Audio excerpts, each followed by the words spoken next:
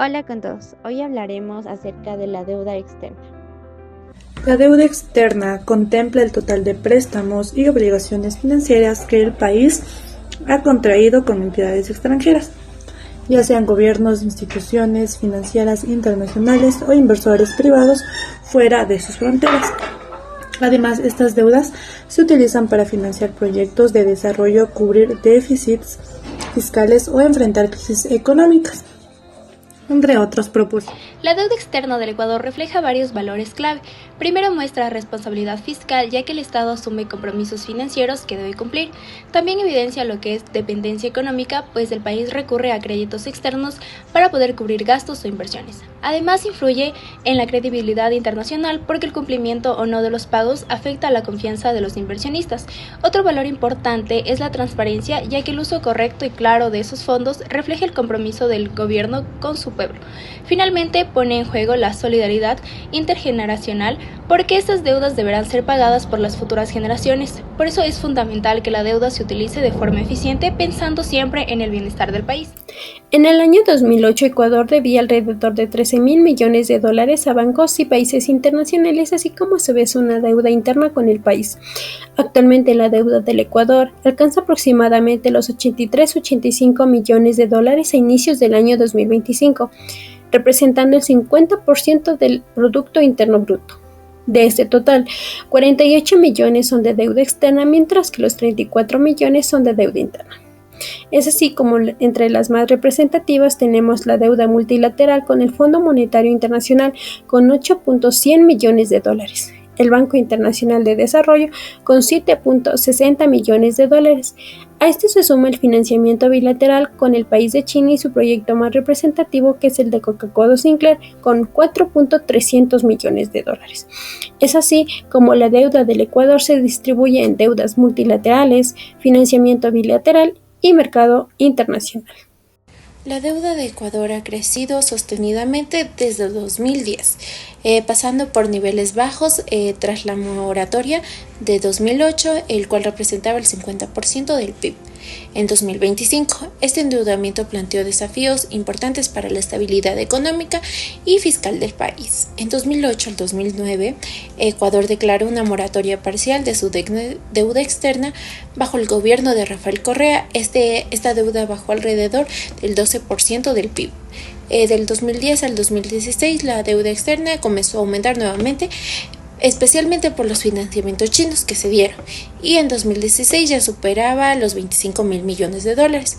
Del 2017 al 2020, el gobierno de Lenín Moreno incrementó significativamente su endeudamiento externo, financiando acuerdos con el FMI y otros organismos, y para el 2020 la deuda externa superó los 45.000 millones de dólares. En 2021 al 2024 se realizaron unas renegociaciones y ya en noviembre del 2024 alcanzó los 48.3 mil millones de dólares, equivalentes al 52.6% del PIB. Y en 2025 Ecuador enfrenta altos pagos por amortizaciones e intereses. Entre 2024 y 2029 se esperan que se pague cerca de 21.000 millones de dólares, lo cual esto es muy significativo para nuestra economía. Desde el 2008 la deuda externa en Ecuador ha tenido cambios y evoluciones que han sido muy notables. Tras declarar parte de la deuda legítima, el país buscó reducir su dependencia financiera. Sin embargo, en años superiores, especialmente en 2014 con la caída del petróleo, volvió a endeudarse, y esta vez con organismos internacionales, y una de ellas fue la FMI, y también con países como China. Se diversificaron pues las fuentes de financiamiento y se emitieron bonos soberanos, y hoy, aunque persisten estos niveles como de deuda, ya hay mayor control, hay mayor transparencia, y eso es algo que se puede observar muy notablemente desde el 2008 hasta la actualidad. Y ahora como que hacen un énfasis en el equilibrio fiscal y la renegociación de estas condiciones.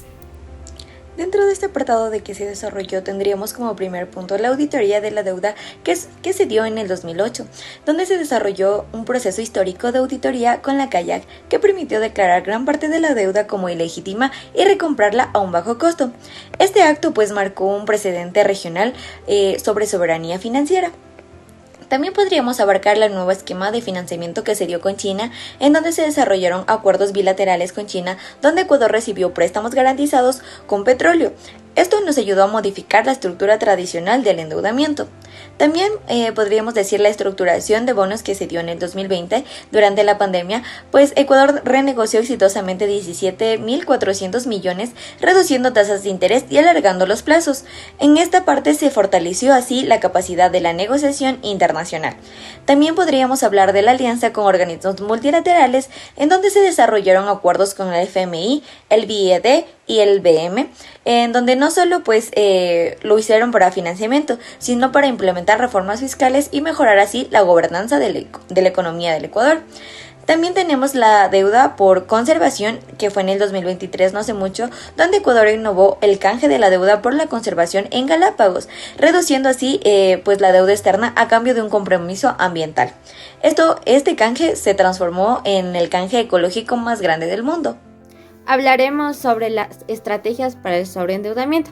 Si bien se conoce, Ecuador presenta una situación compleja. A noviembre del 2023 alcanzó un saldo total del 50,85% del PIB, sobrepasando los límites establecidos por la Ley Orgánica para el Ordenamiento de las Finanzas Públicas, que planea reducir estos valores al 40% en el año 2032. Ante esta situación, el gobierno ha implementado diversas estrategias. Una de ellas es el manejo de pasivos, que incluye la reestructuración de bonos a mayor plazo de tiempo y con menor tasa de interés. Tal es el ejemplo del canje de bonos del 2020. Otra estrategia también es la reducción de costos, que aquí desea fortalecer lo que son los préstamos en mejores condiciones y priorizando lo que es la moneda local y tasas fijas para evitar así riesgos cambiarios y de refinanciamiento. También se encuentra otra estrategia, lo que son las disciplinas fiscales, que aquí desea el aumento de ingresos mediante reformas como es el alza del IVA.